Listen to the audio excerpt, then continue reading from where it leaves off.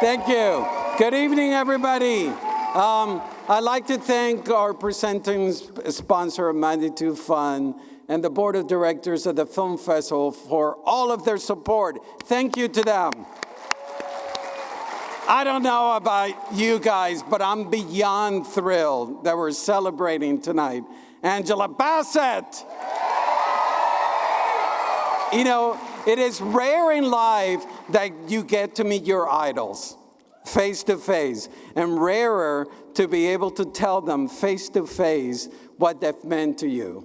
I don't think I've ever encountered an actor who is so committed, body and soul, to her craft like Angela Bassett. When I watch one of her performances, I have grown to expect an incredible physical transformation as well as a deep well of emotion. Plus, she imbues her characters with a spirit, with an internal life force that is so intoxicating to watch. Her name in any film guarantees that she will deliver a terrific portrayal. I dare you to show me a bad performance by Angela Bassett. Her films may not be up to her level, but she will never, never give you just okay work. There are so many iconic moments, so many iconic roles. One in particular I've always been in awe of. I'm assuming most of you have seen the scene in From Waiting to Exhale.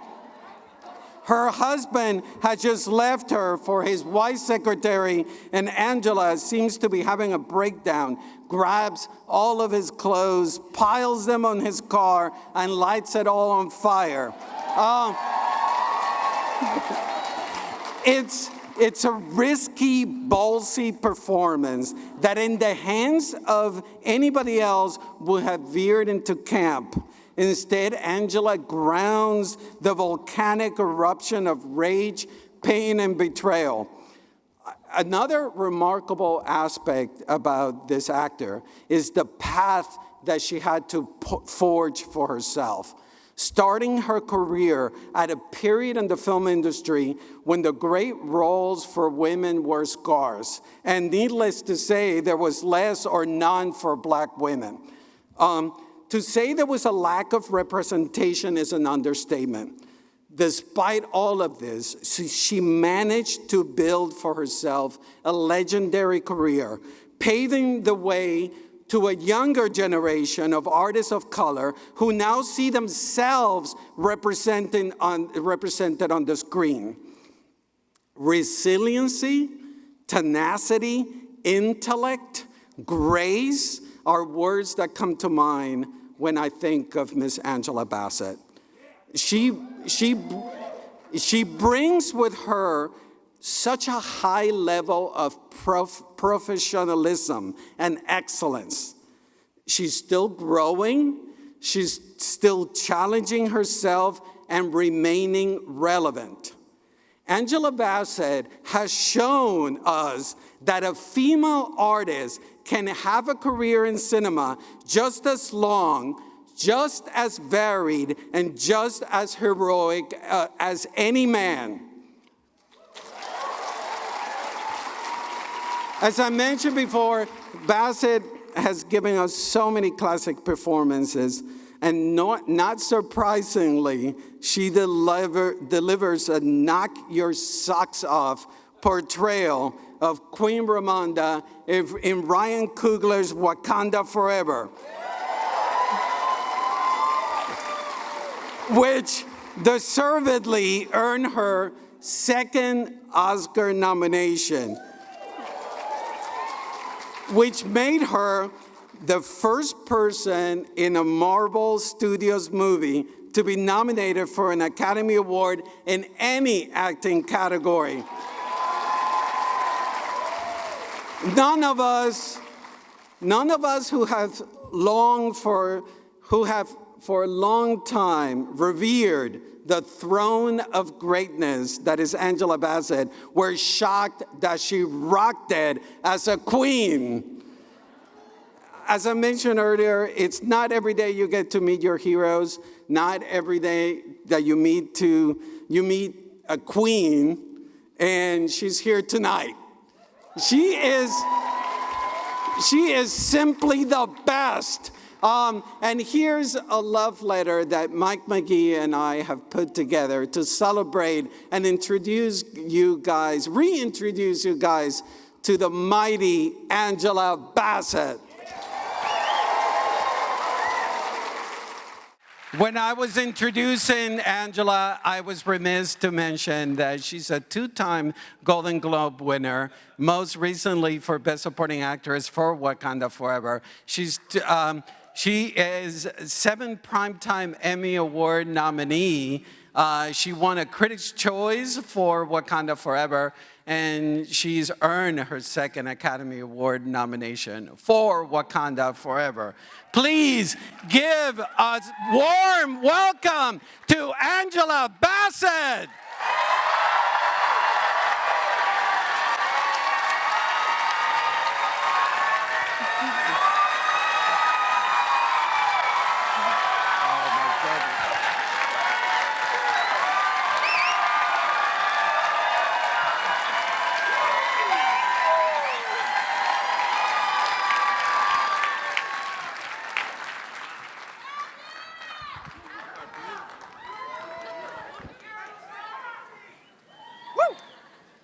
Thank you, everyone. My goodness. The queen is in the house. Angela, have you been able to process all this love you've been getting? This helps. Yes, absolutely. You know. How wonderful. How did it feel, the 2nd nomination? It's pretty, you know, I hate when they say what they do say. Surreal. You didn't think after, 29 years.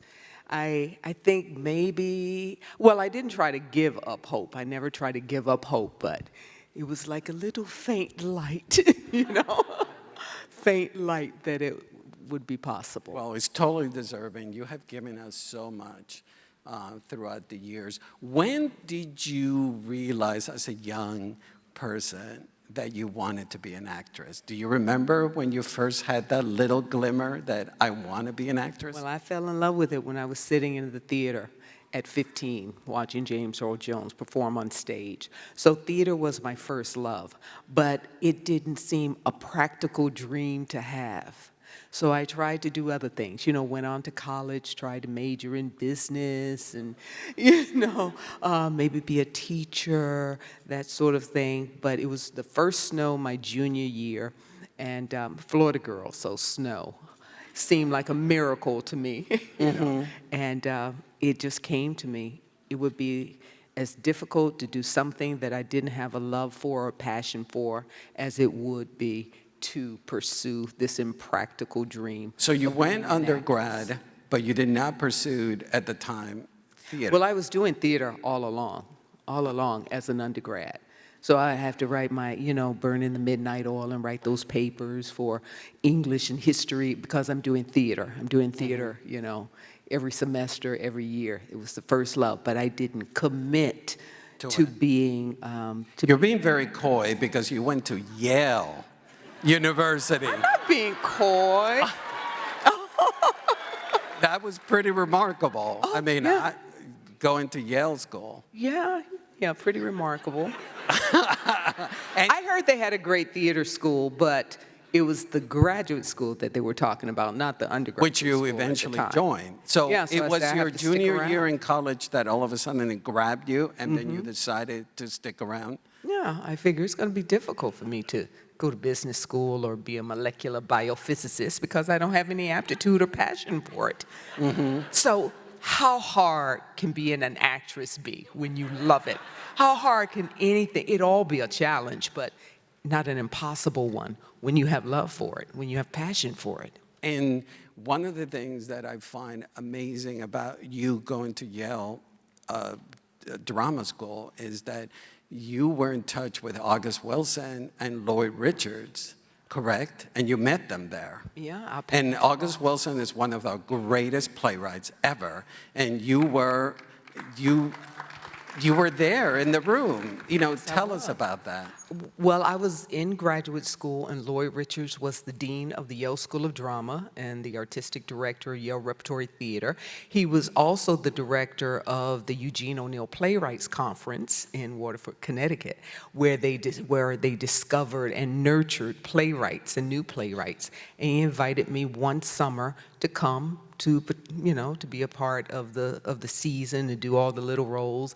And one of the roles I was in Ma Rainey's Black Bottom, this new playwright, yeah, Dusty May Wilson, as Dusty May. Yeah, so I created the role there, and then, we workshopped it. It eventually came to Yale Rep.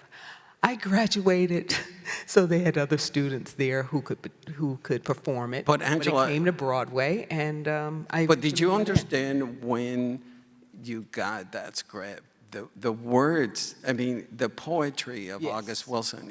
I mentioned he's one of our greatest playwrights. You understood at the moment, like, oh my God, I have the words of this master in front of me. Yeah, absolutely. He was our Shakespeare, our Ibsen, all those great playwrights that I studied in drama school. Now we had one that was living and walking among us, and he looked like me. He was that guy. Every single play was just brilliant to have that opportunity. It was poetry. I love Shakespeare, so it was as close to that because he has a rhythm. It has a rhythm and a rhyme to it. Which I want to tap into something you mentioned, that he looked like you.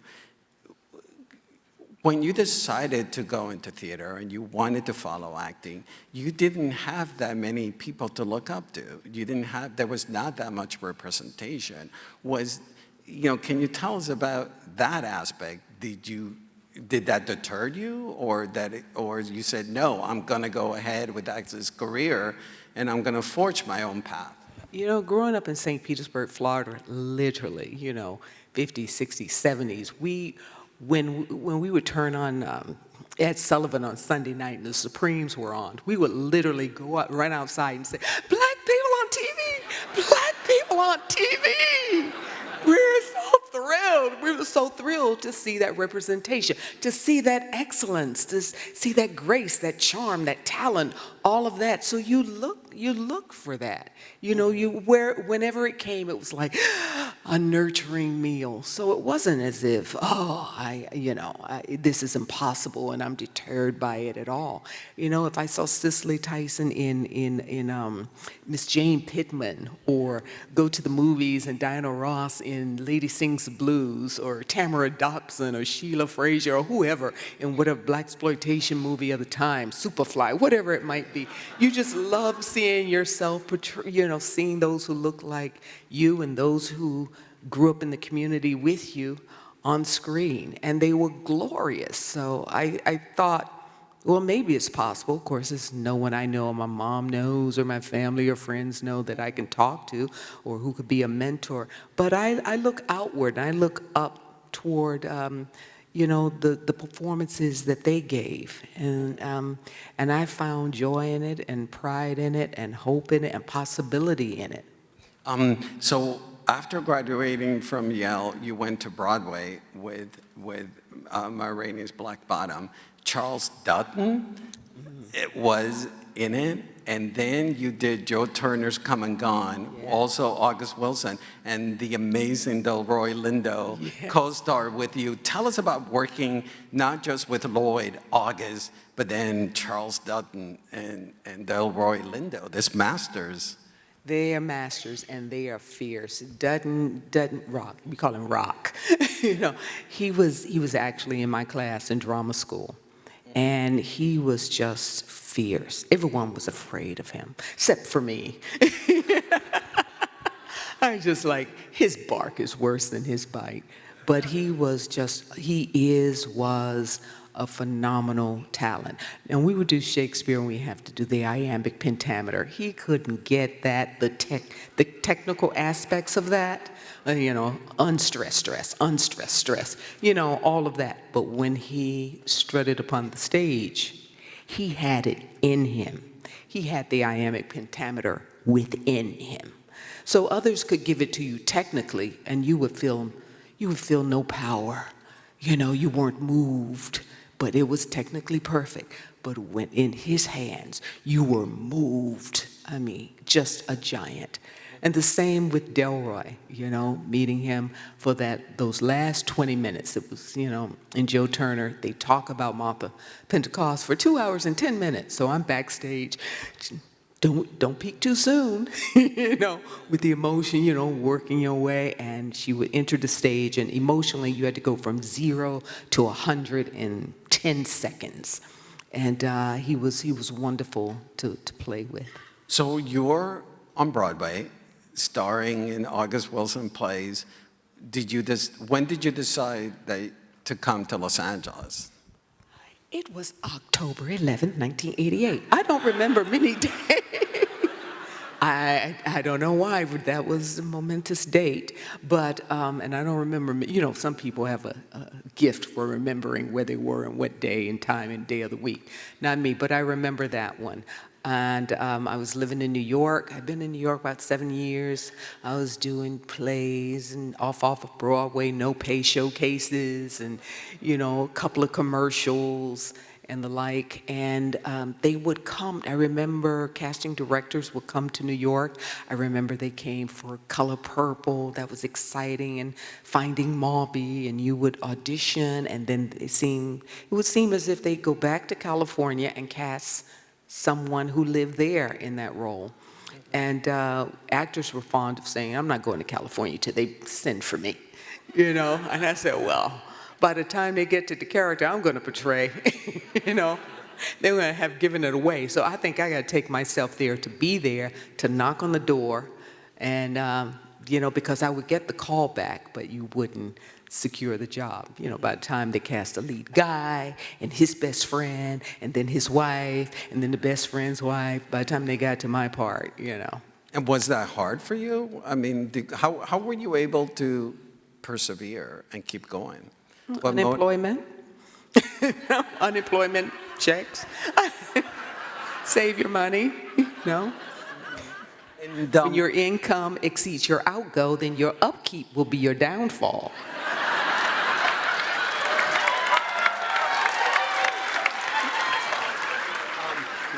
But once you moved to Los Angeles, you did a lot of TV. A lot of TV, a lot of 1-hour episodic dramas. Mm-hmm. Yeah. Now, I want to introduce the next clip, which you eventually were cast by John Singleton in Boys in the Hood, and by Spike Lee and Malcolm X. So we're going to take a look at Boys in the Hood and Malcolm X.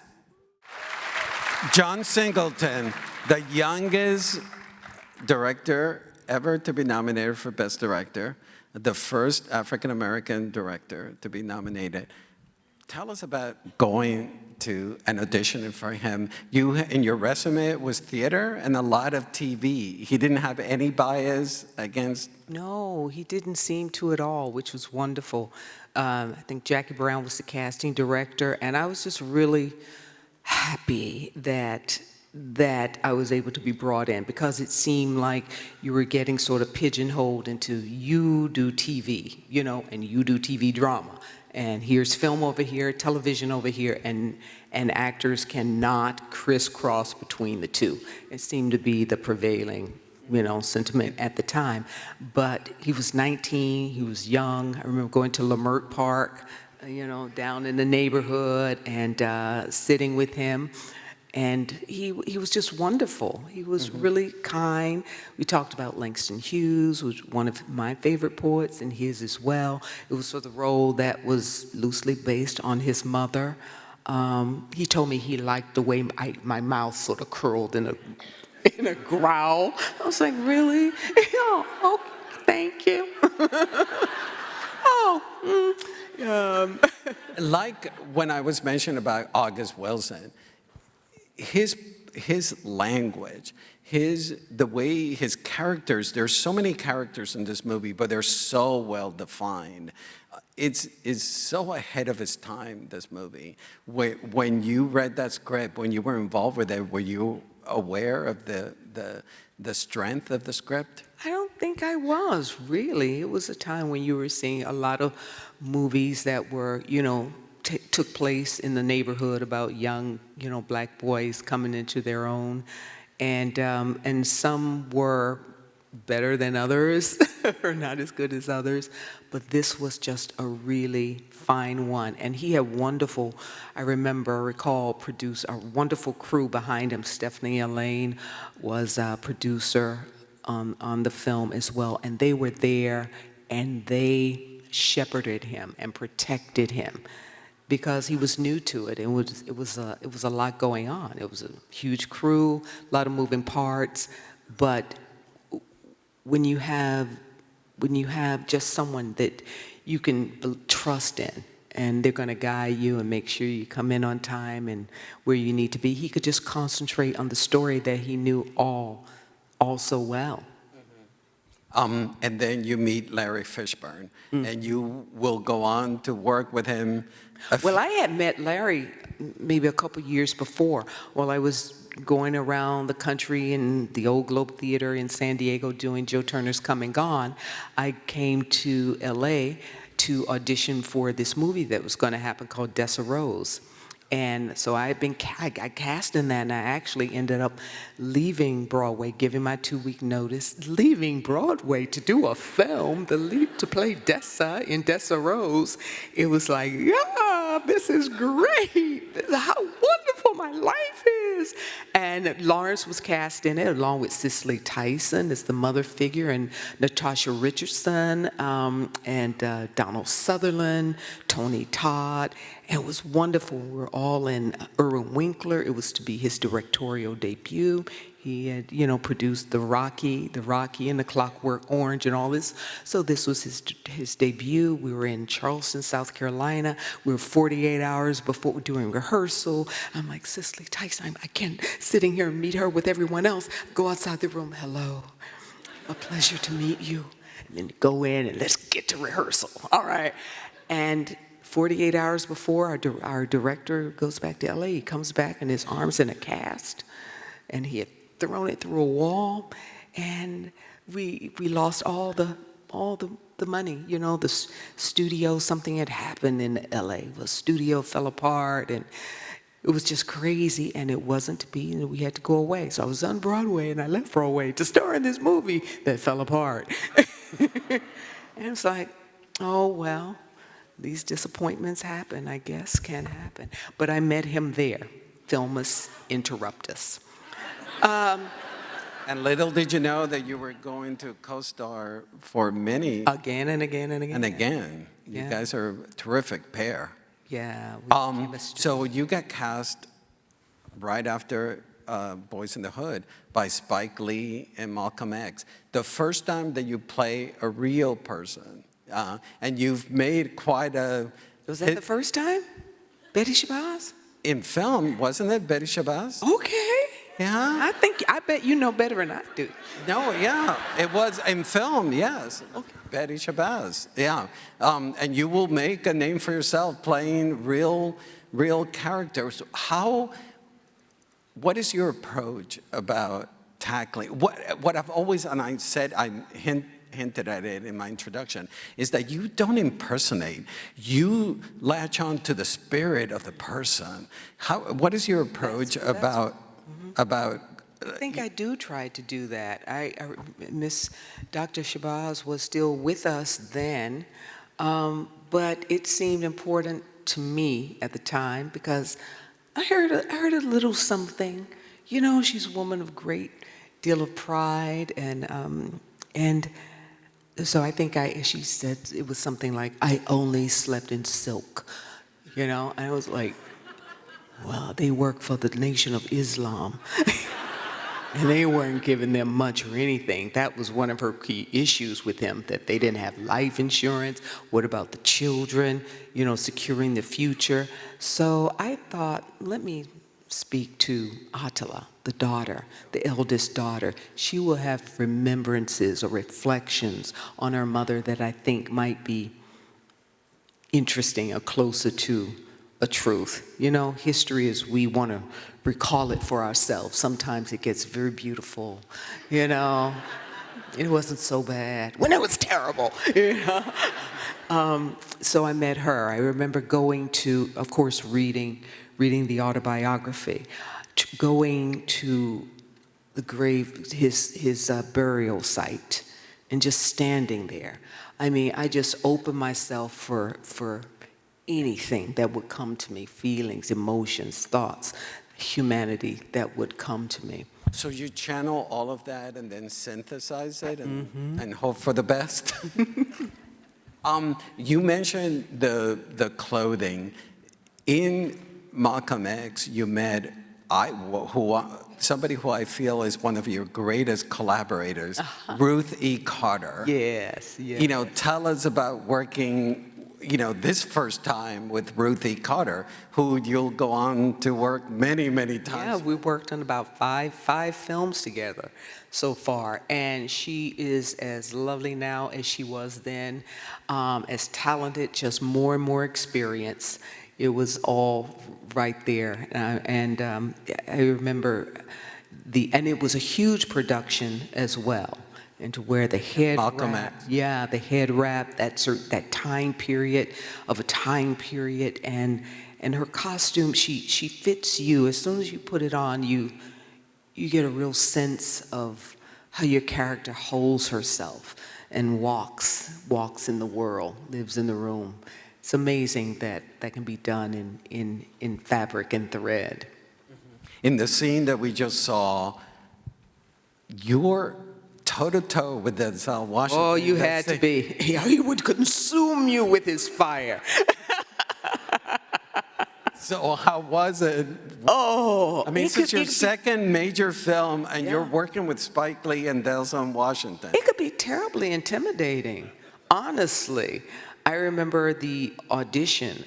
I had this long Malcolm X emblazoned T-shirt, and I would sleep in that, and somehow I found the script, and which you weren't supposed to have the script, only sides, but somehow I got it from somewhere, and I would put it under my mattress like someone's gonna break the door down and discover that I had the script, this illegal script.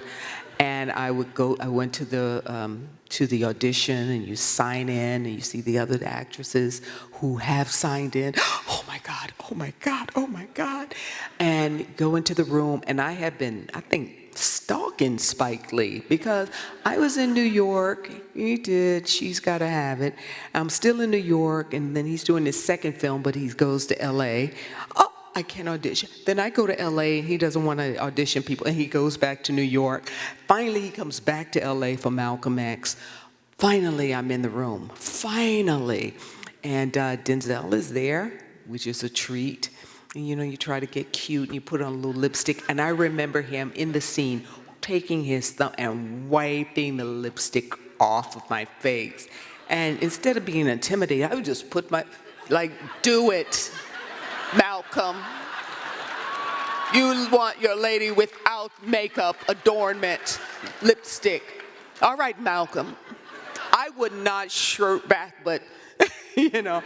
And I guess that's the way to play with him, because we know he's very strong and what I love, powerful. By the way, Malcolm X, that movie was ahead of his time as well. And what was amazing is that Spike Lee is not known for his romantic relationships in films. But the relationship between you and Malcolm is such a beautiful, nuanced romance marriage. Is that something that you guys developed? It was always in the script? Those certainly were the words in the script. It was certainly there. I think there may have been a little improving there on Denzel's part. a lot of this, that back and forth, like kinetic energy, Of course, it's not written like that, but it was opportunity, you see a scene, an opportunity for that to happen. Yeah, I remember working with Spike. He sort of reminded me of that guy in class who pulled your pigtails and like and laughed uproariously. We were making this serious movie. Everyone was walking around. Hello, brother. Hello, my sister. Everyone was we were all Muslims. Sister Betty, Brother Malcolm, cut, walking around for lunch. Brother Malcolm, yes. Thank you, Brother Dennis. Sister, may I get you? Everyone was so utterly respectful of other. I mean, we lived it. And, we also had, members of the community help save that movie also. When it's like, there's no more money. Members of the community stepped in and paid for this movie to be finished, which was amazing, astounding. It's an amazing film. It's ahead of its time. Now we're going to look immediately after you were done with Malcolm X. You went on to the Jacksons' American Dream, the miniseries. We're going to watch a clip from that, and also you were cast as Tina Turner in What's Love Got to Do with It? Everything. Let's watch the great Angela Bassett in those scenes. The first clip we saw was you playing Katherine Jackson, the matriarch of the Jackson family. I'm obsessed with your performance in this series because early on we find out that she has polio. Mm-hmm. And if you were to watch your performance, that you carry through the polio in every scene.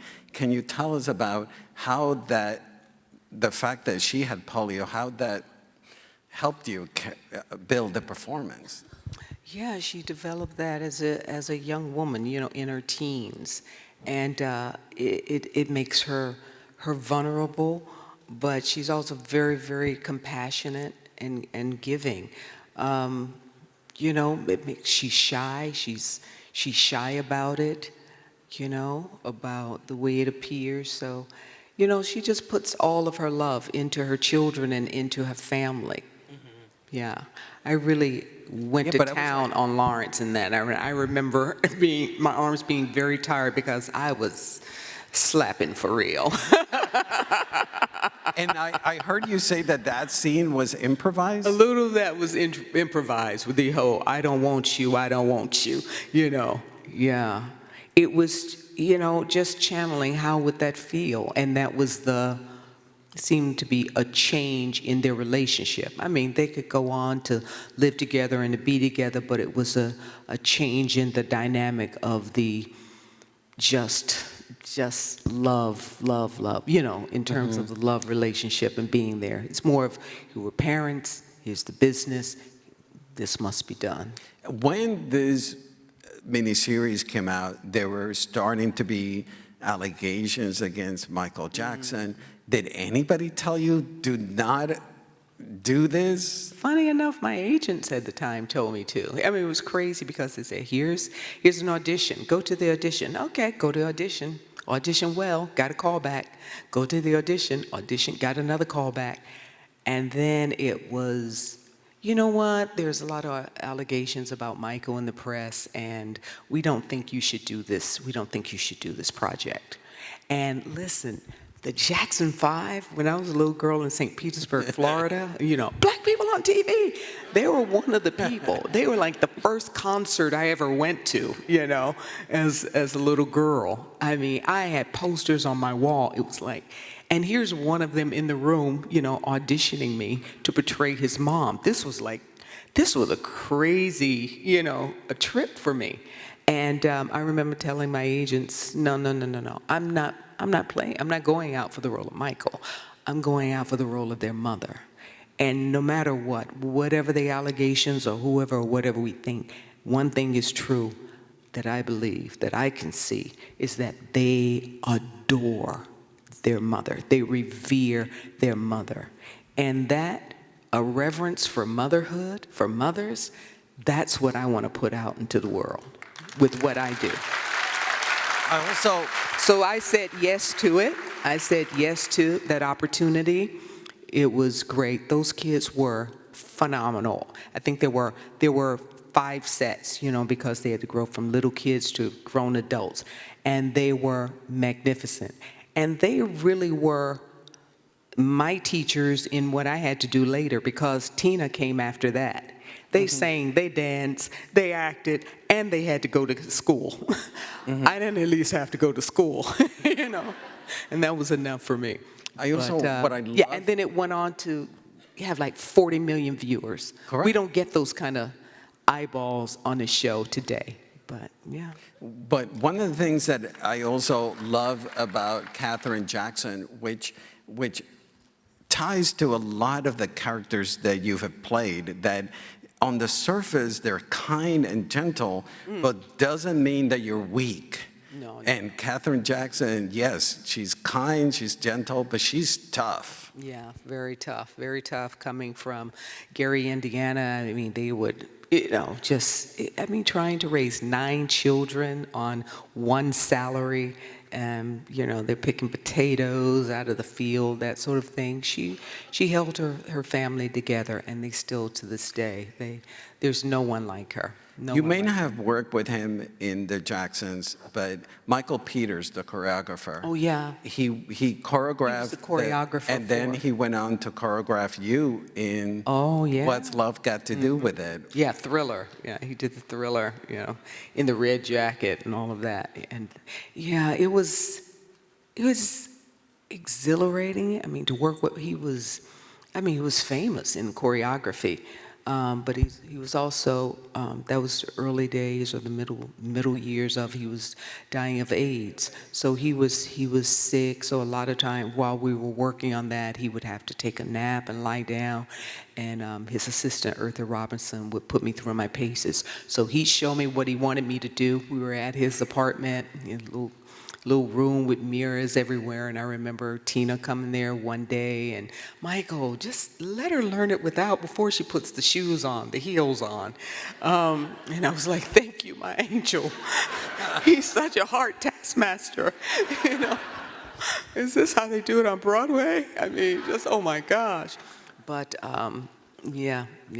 One of the reasons why I wanted to show that clip from What's Love Got to Do with It is because when you run, you don't run like Angela Bassett. You run like Tina Turner in that movie. The specificity of the physicality of your performance is impeccable. Just running for my life.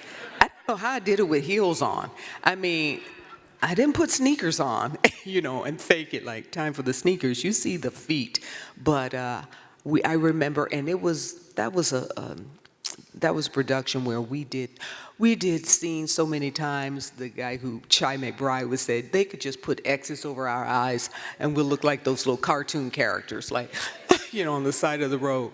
But I remember that night because we would do scenes over and over and over again, and it would just, those concert scenes, I would literally feel like you had a sweater in your throat after performing, and we would do it from top to bottom. And he said, okay, let's do it again. I was like, can an actor have a moment? Just 60 seconds, a minute, please, just to catch our breath.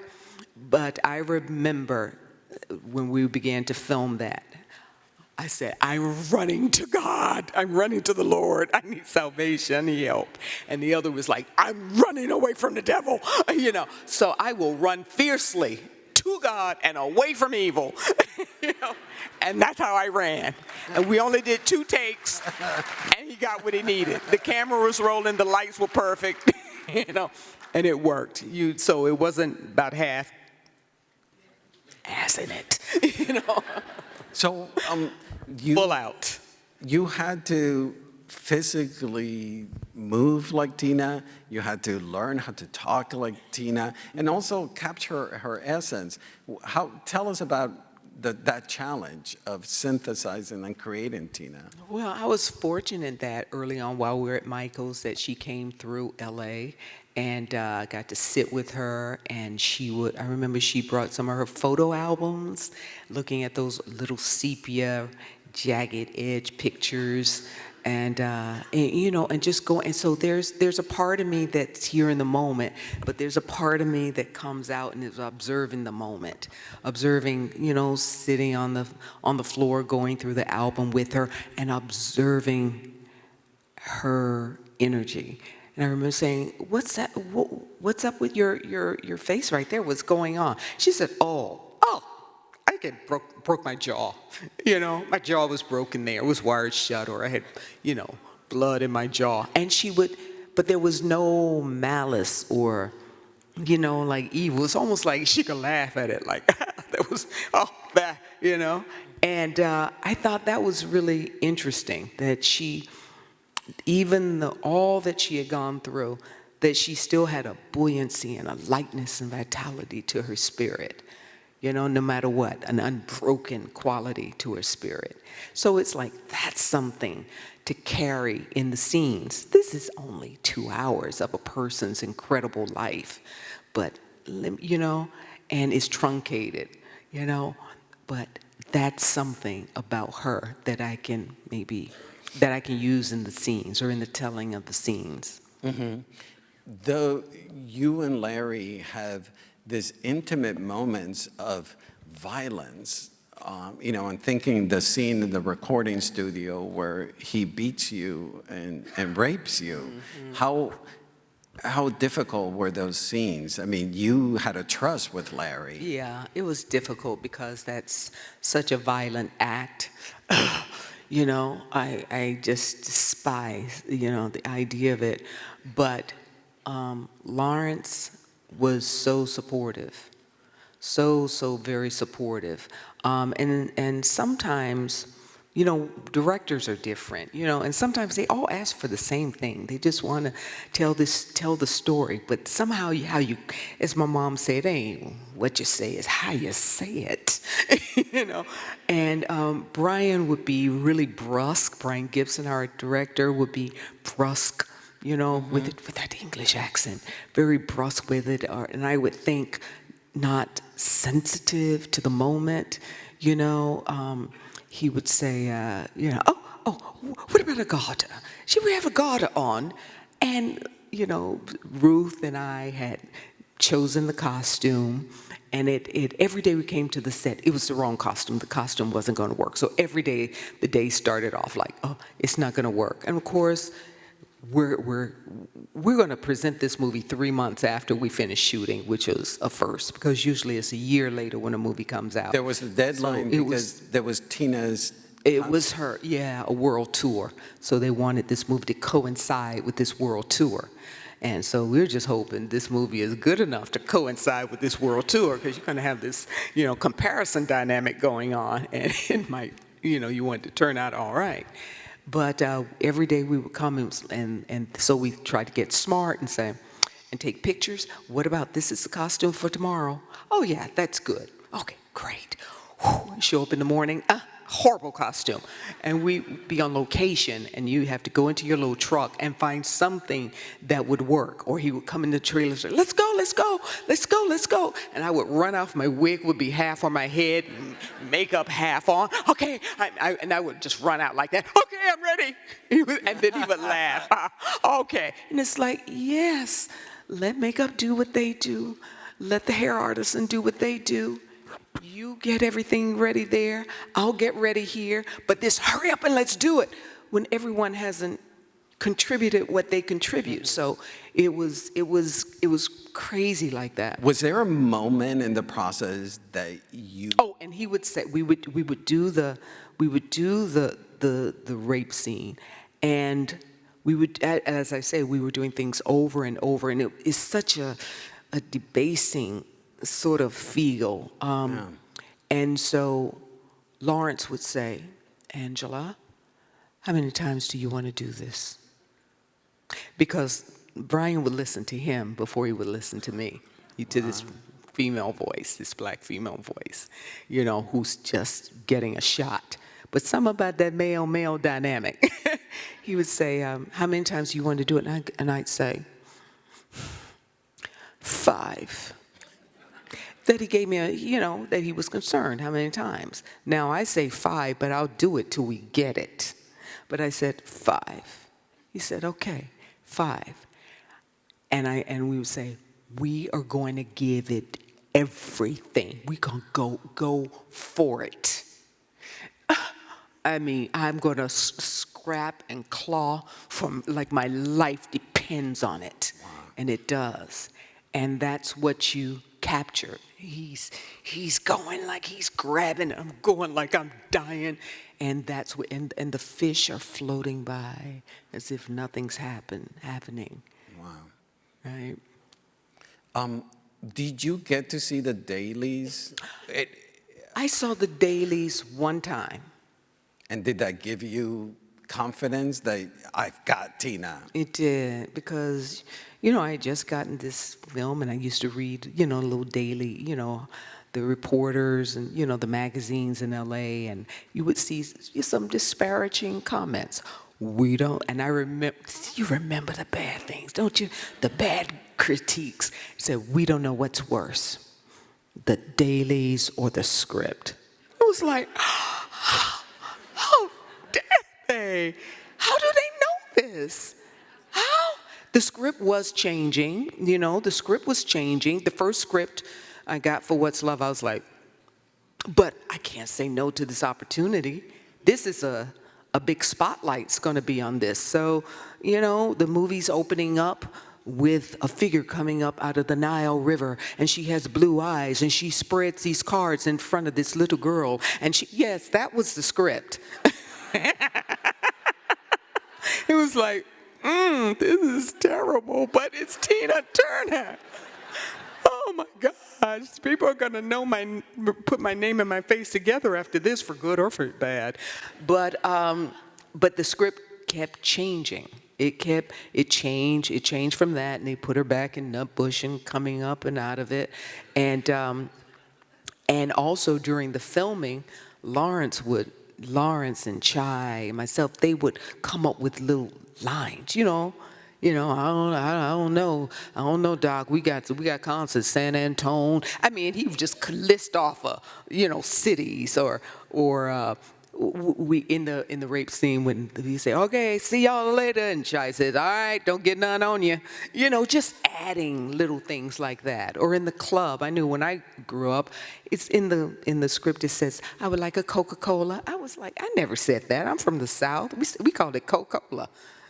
Coca-Cola, So, you would just add to, just smooth out the dialogue and make it more, turn the vernacular more, that's something that we were familiar with, and just gave it flavor. And actually, when we got into the ADR,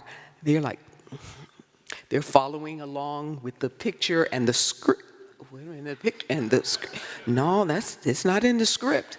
So a lot of it was improvised, but I think it made it better. Yeah.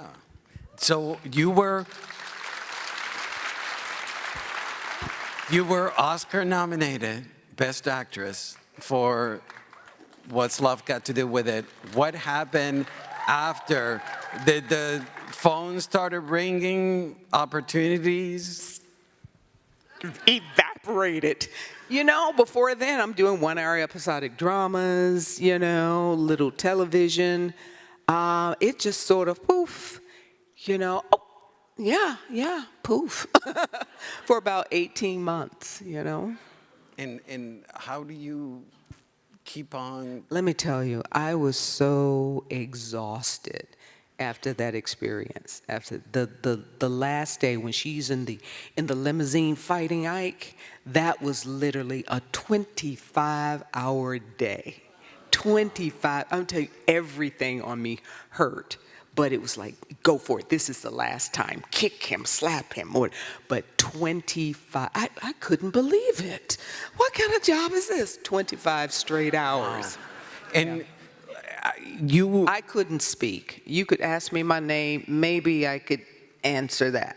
But I was just a limp noodle. You embody Betty Shabazz and you embody Tina Turner. How long does it take you to shake that off, to just go home and be yourself? Well, I don't think, well, Betty wasn't so hard. You know, these are, you know, our regular working day-to-day women, loving their families. But someone like Tina is a larger-than-life rock star. And to embody that, you know, that really is a dream come true. So the way she spoke, her laughter, the way she, you know, tilted her head and looked up, you know, the glitter in her eyes, all of that, you know, I held on to that. I mean, I lived and breathed that. I would lay in my bed and play the music, you know. Oh, you flip your hair and... Something on my mind. Did she inhale? Or did she exhale? I mean, I was just nitpicking it away. And, you know, and in bed before you go to sleep, it was like, it's something so sensual about it. You know, I'm just a fool. I know I'm in love. What you say, you know.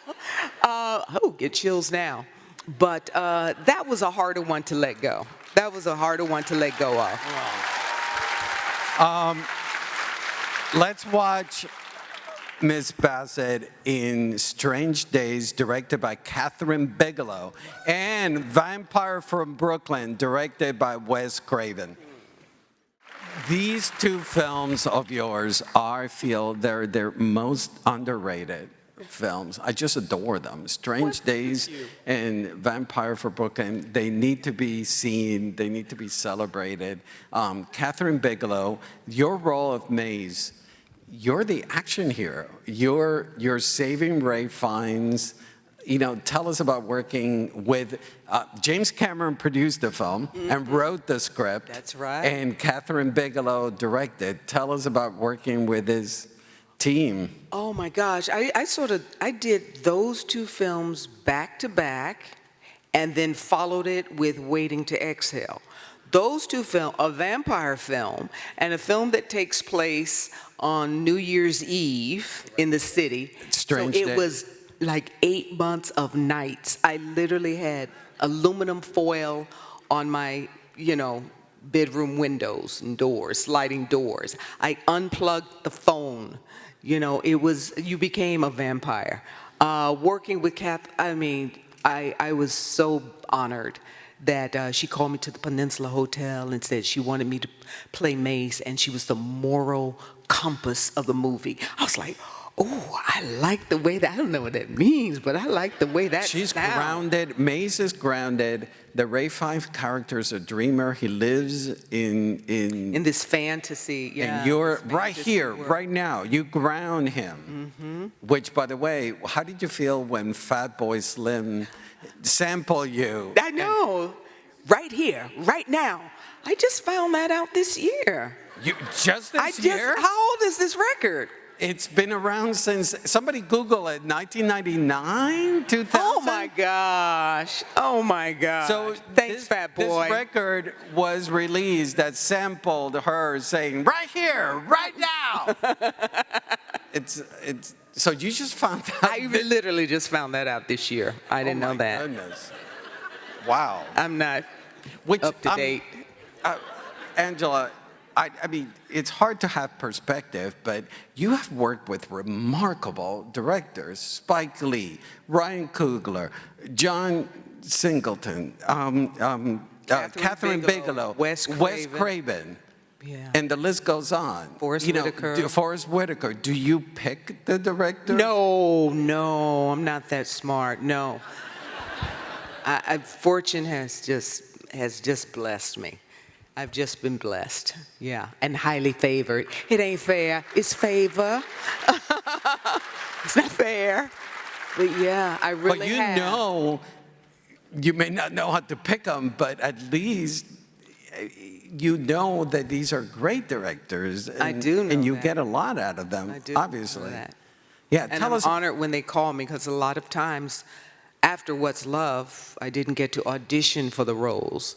So sometimes you would just get a phone call, whether it was Catherine or Wes Craven saying, I want you to come and do this role. And you get there and you hope that you can satisfy whatever dream they have, you know, the vision that they have for the piece. So you're a little bit more nervous, you know, than if you go in and show them what you can do.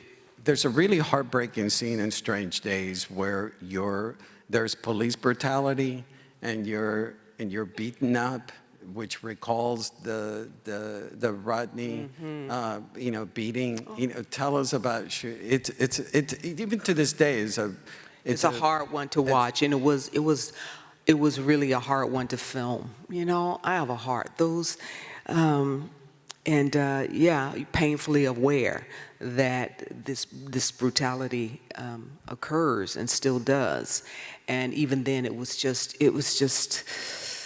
heart-wrenching to perform those scenes. And so I was thankful that I had someone as sensitive as Catherine, you know, at the helm, yeah, to film it. And I had a wonderful stunt double also at the time. She had been my stunt double in What's Love and this, and in Vampire in Brooklyn. And unfortunately, I mean, it's a really tragic that she lost her life on that project. Vampire? On Vampire in my Brooklyn. Goodness. Yeah. But I, you know, take solace and comfort that just before, you know, we were all in the makeup trailer and we were looking like twins, and we were talking about it, and she had such a love for stunts and for doing it. And she was great at what she did. And we got to pray together. So as Wamanda says, you know, death comes, but we know it's not the end. Correct. Yeah. Thank you. Let's move on to, let's watch a clip from Stella Got Her Groove Back, and also from Bozeman and Lena, which is with Danny Glover, based on an Athol Fugard play. You did, back to back, you did 2 Tarek McMillan projects, Waiting for Exhale and How Stella Got Her Groove Back. I will never forget, as a cinephile, seeing Waiting to Exhale and seeing 2 successful, beautiful African-American women just sitting around in the living room talking about their issues and problems. And they're sharing the screen. I'm going, I have never seen this in my life. You know, can you tell us about making it and when you read the script that? Oh, I remember it was after Strange Days and Vampire in Brooklyn, incredibly long shoot, and I was so tired, but he was, I mean, literally Waiting to Exhale. You have 4 days and then head to Scottsdale, Arizona. And it's as if, well, I can do this because I know Bernadine, I know this woman, I know this sisterhood. So that's the blessing of it. You know, I'm familiar with it. And the way that it was shot, Forrest Whitaker was our director, his directorial debut there. And we had moments where we were all 4 together, the 4 ladies together. And then basically each one had their story to tell. So you got a little bit of a break. You ladies were aware that we're breaking ground here. Well, I knew when I lived in New York, I saw everyone on the subway, on the A train, reading that book. So I thought, this is going to be successful. I mean, because it already had an incredible audience. I mean, I saw it on the streets. But we had never seen characters on film like this. And then to see four strong Black women, compelling, you know, interesting, loving, hopeful in various situations, you know, leaving their husband, being left, married men, thinking that life is over, you know. Yeah. Bernadine is, when I mentioned in my introduction that in other hands it could have gone into camp. It is such a risky performance. Were you ever concerned about calibrating the performance, not going too far, keeping it contained, etc.? No, you just went for it. I just went for it. I just went for it. Especially in that closet, you know, in that closet, you know, and just start. Sometimes you're just, I mean, just filled with her anger, you know. So some of that, you know, some of those lines were like, get your shit, where I just improvised just in the moment. I was the background to your foreground, you know. And I heard a friend of mine used to say that. And I was like, ooh, I like that. If I could use that somewhere. And it was like, this is the perfect place. Bernadine was the background to his foreground, you know. So just throw that little spice in there. Then you went on to do How Stella Got Her Groove Back. You know, tell us about working on that project. You know, he's a 40-plus successful, again, woman that's going after a younger man. Yeah, and I felt pretty successful at that time. That was that, you know. I really did. I even got to weigh in on who I wanted to be my Winston Shakespeare. You know, there guys came, as I had done screen tests to be chosen this time, screen tests for the men, and then I got to pick which one. Let's see, who would the ladies like? Now, here we have this trained one with this British accent, but here's some muscles, and so we landed on Tay, you know.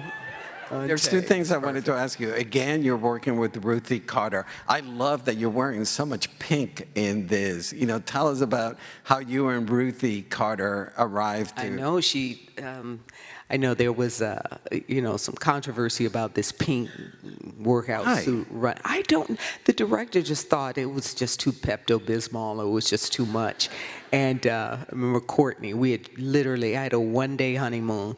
I was like, the schedule kept moving, and it kept chasing my wedding date. I kept moving that around, and finally I just let it stick. And I was like, and we were filming. I was like, I need this day off to get married, and can I please have the day after? So literally a one day. He came down there, and we were going through this whole pink thing we were going to wear, and he said, let a girl wear pink. And so the director did. So, well, all right. And I want to talk about Boseman and Lehman. This is Athol Fugard, one of the greatest playwrights. Again, you've worked with August Wilson. South African playwright, yeah. South African, and he deals with racism and apartheid, and directed by John Barry. John Barry, who had directed the play on Broadway like 35 years previous with Ruby Dee and James Earl Jones and Zakes Mokai. And also, he had been blacklisted in Hollywood by, you know, the McCarthy era. Right, and he had moved to Europe. Exactly. Yeah, you know, and always wanted to do a film about it. And we did this little independent film. Pathé came up with the money, and we went to South Africa. My second time in South Africa. I went with Artists for a Free South Africa just before the elections, the first democratic elections. We went there for a week to let them know, you know, your vote is private, your vote is your own. So we went around. It was a whirlwind. But this was my second time back, and we were thrilled. We were literally in dirt and dust and filming. It was crazy. And then we go to our little hotel and look at Table Mountain.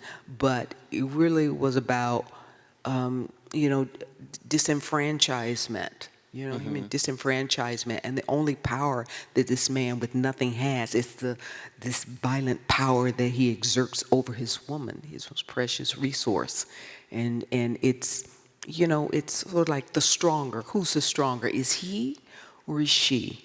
And she flips it on him. Let's watch the next set of clips. It's Music of the Heart, which again directed by Wes Craven and co-starring Meryl Streep, and then Aquila and the Bee, co-starring again with the great Larry Fishburne and Keke Palmer as a very young girl. You mentioned you wanted to be a teacher. education has always been important to you, and you continue supporting education. And there's no coincidence that these two movies deal with education head on. You know, tell us about it. Oh, yes. I mean, education was, my mother pushed my sister and I. It was like, C, she don't want to see a C, you know. I don't have average kids. So it was, and she would, you know, go to our teachers and how's Angela doing in this class with her little stenography pad and everything. And if you weren't holding up your end, she would cut all the fun. All your good time was, you know, pushed to the side. So, yeah, it was very important to her because she knew, you know, she knew what she did and didn't do as a student, and she knew how it impacted the opportunities that she had or did not have, and she didn't want it for her girls. So I get that. I got that. And one of our only vacations was going to Illinois to see my aunt graduate from University of Illinois Carbondale and get her PhD in early childhood education. That was our vacation, you know. So I gathered that it was very, very important. And when I got into Yale, you never saw a happier woman laying on the bed, kicking her feet and flailing her arms that I sort of went under, like, oh my gosh, I better you know, come through with this one. So it was very important. She saw the dreams for her girls that it was wrapped up in education.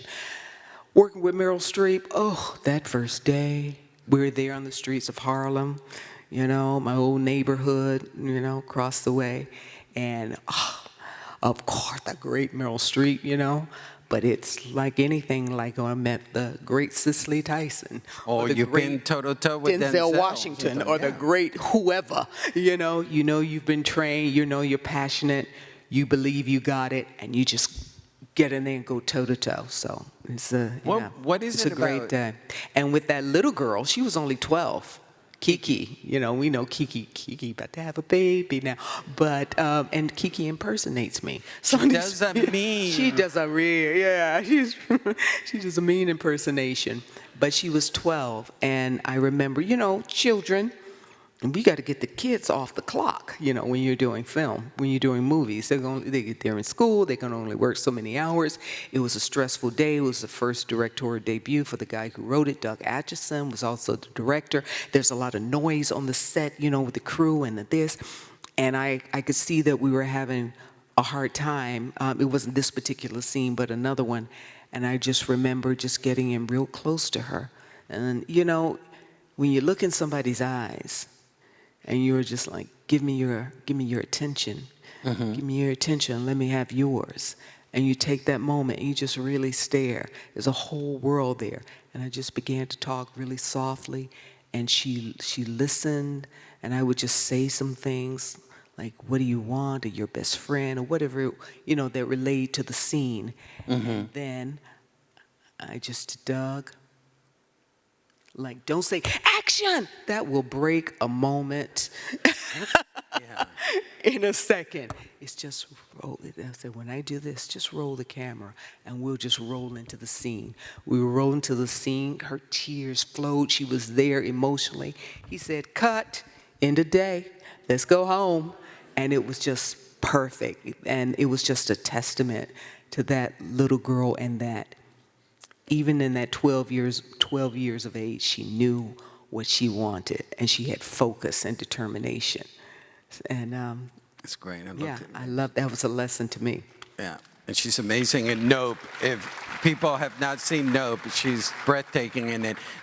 This was the second time in Music of the Heart that you worked with Wes Craven. You've worked a few times with Spike Lee. You've worked a few times with Ryan Coogler, and other. In your filmography, you tend to work again. Larry Fishburne, you've worked a few times. What is it like from you as a performer to come back to another Ryan Coogler project, to come back to another Wes Craven project, to come back to another Spike Lee project? It's familiarity, you know, family. It's comforting. You know what to expect, you know? in your bosses. You know how they roll, you know how they maneuver, you know how they run a set. Yeah, and then to come back, you appreciate it. You work with a John Singleton, brilliant man at a young age, and then you meet Ryan Coogler. Did you see a similarity in this young genius? I love it. I love those young minds that just can take on the world, and nothing's impossible. Nothing's impossible for them to do. I just get so excited by their enthusiasm and by their vision. It's just magnificent, and I feel so blessed to be a part of it. Yeah. And we're blessed by your work with them. Let's watch clips from Black Panther and Wakanda Forever. Correct me if I'm wrong, Angela, but when I first saw the scene, I kept thinking that, she's saying, you've underestimated me. And I kept thinking, oh my God, this is Angela chiming in and saying, you people, you've underestimated me. Look at me now. What, am I completely wrong, Farrah? Yeah, you're off. Oh, okay. But not so far off. There have been times when, before, it certainly in What's Love, they underestimated what they were about to see, and I love when you're underestimated, because then you have an opportunity to really shut it down, I'd rather be under than over. I prefer it that way. How did you prepare for those two major speeches that Queen Ramonda has in Wakanda Forever? I was just, it was written. Ryan put it on the page. He put it on the page. And then I had in my heart, how I feel about, protecting my family, how I feel about my children, T'Challa, Shuri. All of those things are not so far from me. The pride that I take in my community, all those things you can apply and use. They're not so far away. I mean, that's the way we feel about our family, our community, this beautiful community that we're in this evening. Yeah. There has been critics that poo-poo the Marvel universe and acting in the Marvel universe, but you have proved them wrong. I didn't listen to those critics, or I didn't hear those naysayers. Really, all I heard was, I remember before we premiered the first Panther, I went down the rabbit hole, on the YouTube with the fanboys, just watching them and girls, just watching them watch the trailer. I was astounded. They would cry, they would run into walls, they would fall off chairs, they would shake, they would shudder. It was, what? I'd never seen anything like that, ever. That was amazing. It was like, well, we did it for y'all. I know I'm appreciate those who appreciate me, But you don't approach this role different from any other role. You just ground it and you... Absolutely. No different than Joe Turner's Coming On, no different than Bozeman and Lena, no different than What's Love, no difference. Mm-hmm. No. And she's a woman protecting her own, in love and protecting her own. And how remarkable that Wakanda Forever is 5 female that are the lead of this movie. Mm-hmm. It's just insane. Were you ladies aware that we're leading this big epic? I didn't think about it like that. I just thought about the work that I got to do today, the service I got to render today. And then when you see it on the screen, you're like, then you see the complete vision come to life. I just put myself in the hands of the director. We are shooting all out of sequence. And I just have complete faith and trust in him, put it together, and I'm just as floored as the audience when we see it the first time in the cinema. I don't know if you know this, but I teach at this local college here, Santa Barbara City College, amazing college. And I have a lot of African-American students, and I have a lot of Latino students. And when I showed Black Panther, both groups told me, Professor Durling, this is the first time I see myself on screen. How does it feel for you to know that the impact of both Black Panther and Wakanda Forever has done? Incredibly satisfying. So that representation that I longed for when I was a young actor coming up, to be able to offer that, to be to be given the opportunity to offer that, it's a dream come true. It's a full circle moment. Amazing. Well, this, I mean it from the bottom of my heart. This has been such a joy to chat with you. I have adored you. You're one of my heroes. And to actually see you face to face and tell you what you've meant, not just to me, but to a lot of people. You're a goddess. You're amazing. Thank you. Thank you. Thank you. Yes. And thank you for bearing with this conversation, but to present your award. You're not going home empty-handed. To present the award, please welcome Academy Award nominee, Ryan Coogler.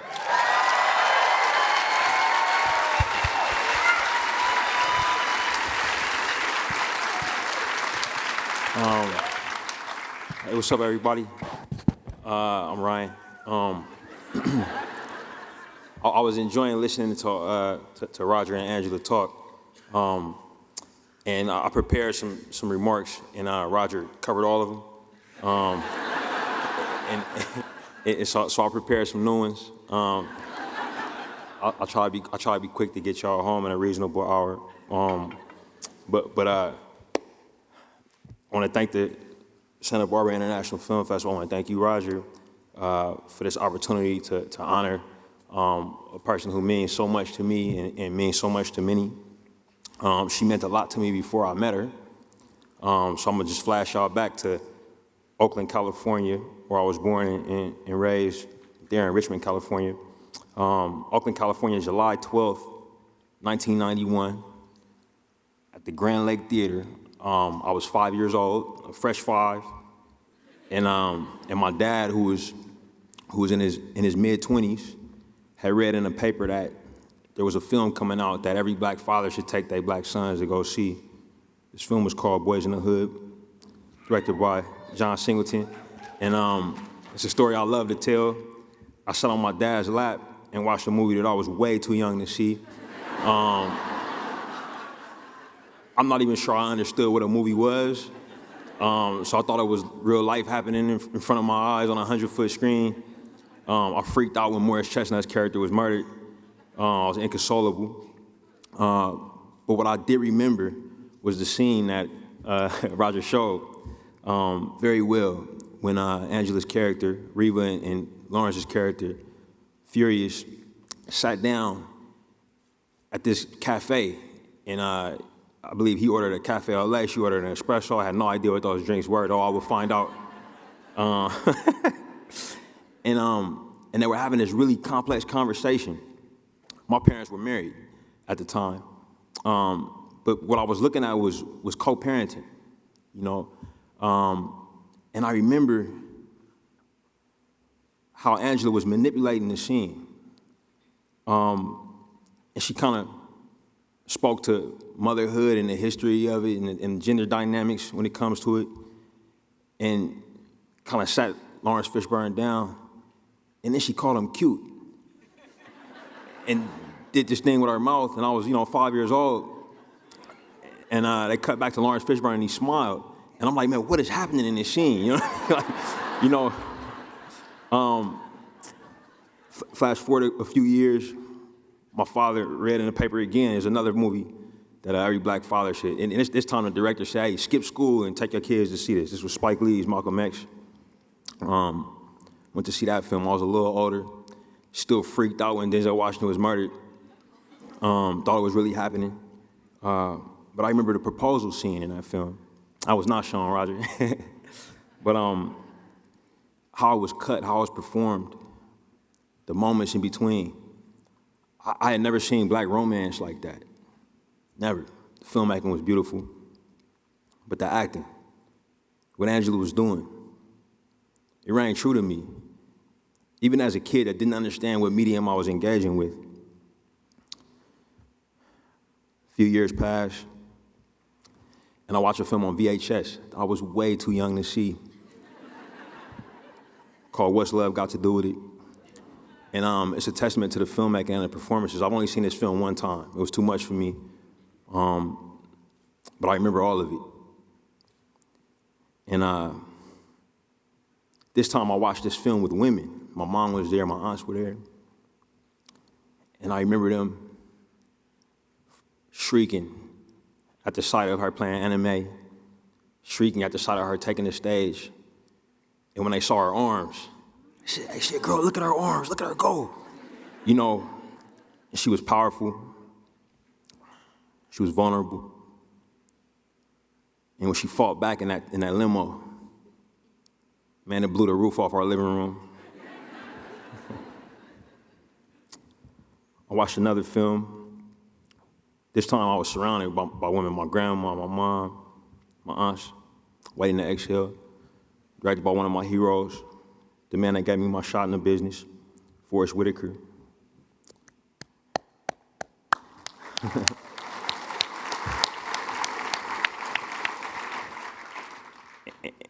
And I knew that the women in my life felt represented on that screen. And they felt powerful when she burned all them clothes.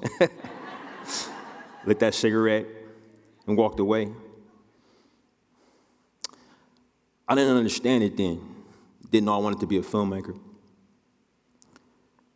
But Angela was representing something. What was it? The truth. Truth. The truth is the well that we pull from as artists, as communicators, as people. Science tells us that life started on the continent of Africa. I like to think that we all started through a black woman.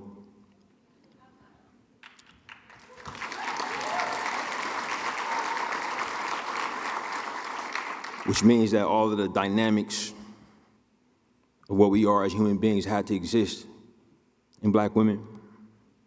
Our strengths, our weaknesses, our heights, our lows,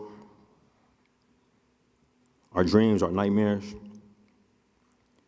But so often, this particular group of humanity has been flattened on the screen and in media. So what I was seeing in Angela's performances, even as a child, was the truth breaking through the lies. Flash forward to 2015, I'm a professional filmmaker, kinda. I made my second film.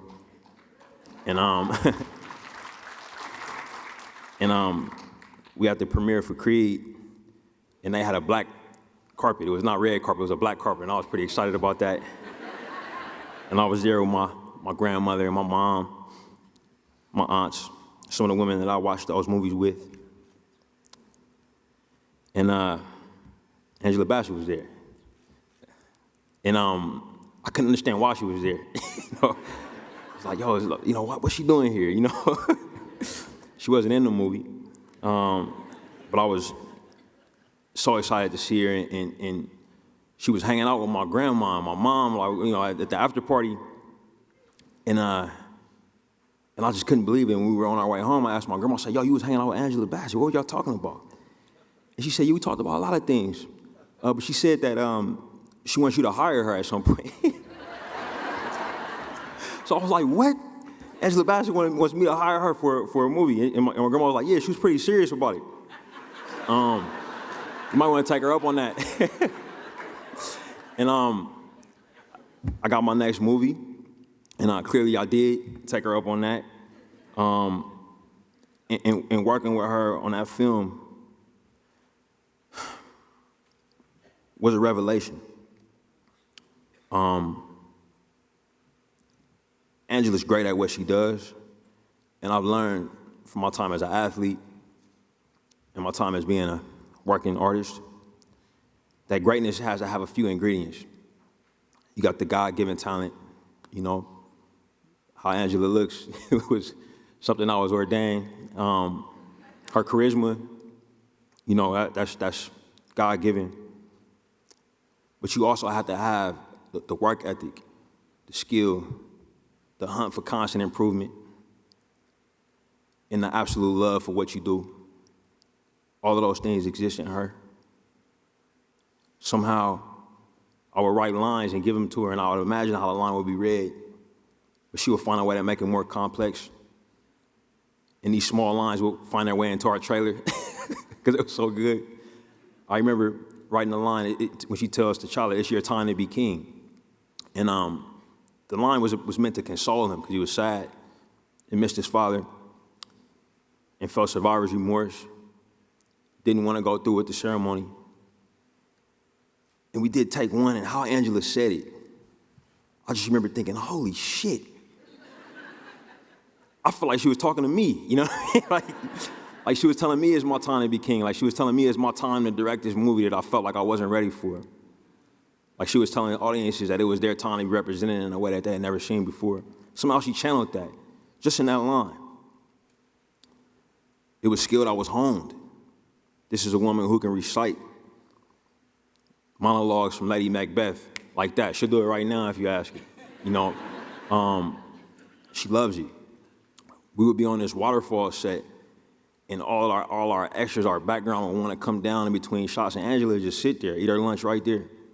You know, I've never seen anything like it. Somebody this skilled with nothing left to prove, who would just sit there on set. She loved the work. And she was a coach on the field for actors who were uncomfortable, who were making a big jump in their lives. Letitia especially. I would hear them talking between takes. She supported me in a way that an actor shouldn't have to. And the work that we created was beautiful. Black Panther 2, we lost a lot. It's been well publicized. I won't get into the minutia of it. But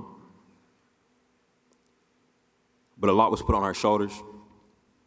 And I knew they were capable shoulders, well sculpted shoulders. And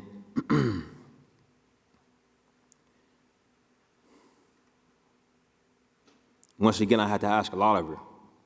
This time she was gonna have to get in the water well beyond her depths where she felt comfortable. She was gonna have to do her own stunt work. She was gonna have to be a queen and a head of state and a grieving mother.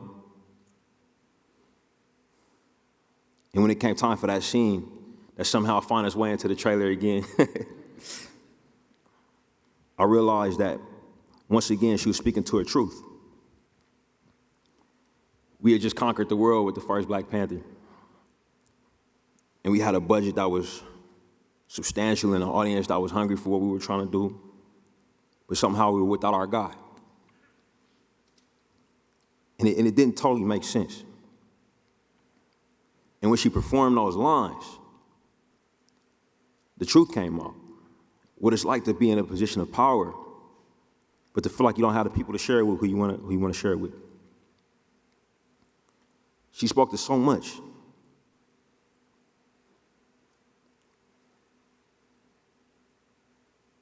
And it affected people. My mother saw herself in her performance once again.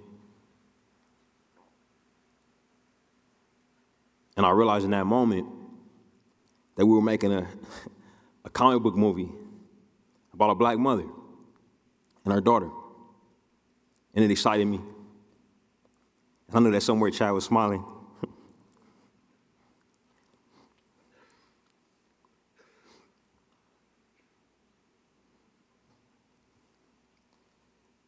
What Angela does with each performance, why she raises the caliber of each film she's in, each scene, is that she's honed her God-given talent and all of her skill and her craft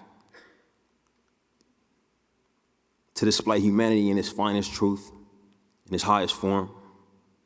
Mother, queen, lover, daughter, sister, fighter. It's all there. It's always there. And to director is just get out of our way.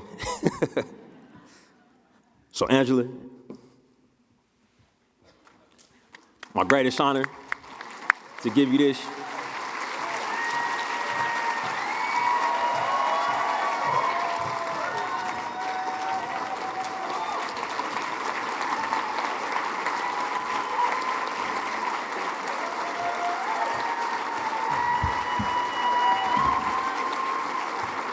Oh, thank you. Thank you, Ryan, and thank you, Ryan's grandmother. So good to have women advocating, having someone advocate for us. Thank you, Ryan, for being here and presenting me with this award tonight. He truly could have chosen anyone to take on the role of Queen Ramonda, but I am blessed that he chose me. And the journey together has been one of the highlights of my career. And I will always treasure the magic that Ryan and Chadwick Boseman led us toward in Black Panther and Black Panther Wakanda Forever. Thank you, Roger Durling and the Santa Monica International Film Festival for honoring me with this wonderful Montecito Award. The festival plays a tremendous part in helping to illuminate and highlight and raise awareness about the wonderful art of filmmaking, and I am honored that you have chosen me and deeply grateful to your team for recognizing my commitment and my contribution to cinema. This is a beautiful community, and I look forward to returning again. Thank you always to my Disney and Marvel family, Louis Esposito, Kevin Feige, Nate Moore, Victoria Alonso, to the cast and to the crew. The incredible second journey to Wakanda Forever, to Wakanda, is more than I could have ever dreamed of. And thank each and every one of you for coming out tonight, for showing me so much love. I appreciate you. You don't know how much you, lift my heart and put wind beneath my wings during this time. I hope you enjoy the rest of the festival, and I will see you at the movies.